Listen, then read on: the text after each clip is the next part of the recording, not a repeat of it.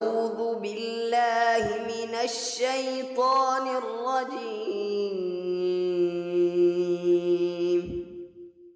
بسم الله الرحمن الرحيم. قل أعوذ برب الفلق من شر ما خلق ومن شر غاسق إذا وقب ومن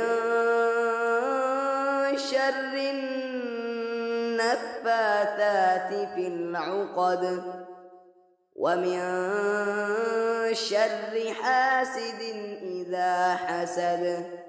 صدق الله العظيم.